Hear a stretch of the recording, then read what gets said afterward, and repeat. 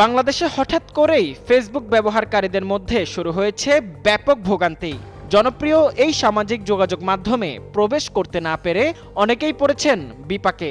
শুক্রবার সন্ধ্যা 7:30টার পর থেকে একযোগে বহু ব্যবহারকারীর অ্যাকাউন্ট সক্রিয়ভাবে লগ আউট হয়ে যাওয়ার ঘটনা ঘটেছে।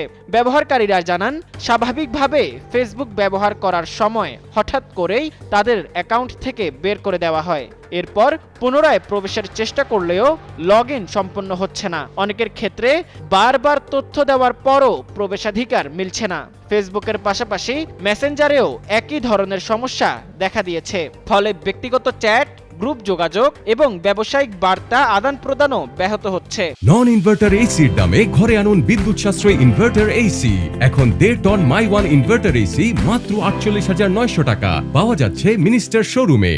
বিশেষ করে যারা অনলাইন ব্যবসা বা পেশাগত কাজে ফেসবুক ও মেসেঞ্জারের উপর নির্ভরশীল, তারা সবচেয়ে বেশি সমস্যায় পড়েছেন। সন্ধ্যার পর থেকেই সামাজিক যোগাযোগ মাধ্যমের অন্যান্য প্ল্যাটফর্মে এ নিয়ে আলোচনা শুরু হয়। অসংখ্য ব্যবহারকারী তাদের অভিজ্ঞতা শেয়ার করে জানান, একই ধরনের সমস্যার মুখোমুখি হয়েছেন তারা।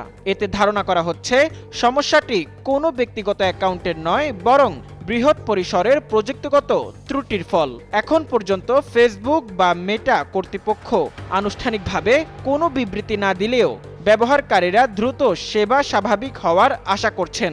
প্রযুক্তি সংশ্লিষ্ট মহলের ধারণা, সার্ভার বা অভ্যন্তরীণ কারিগরি জটিলতার কারণেই সাময়িকভাবে এই বিভ্রাট দেখা দিতে পারে।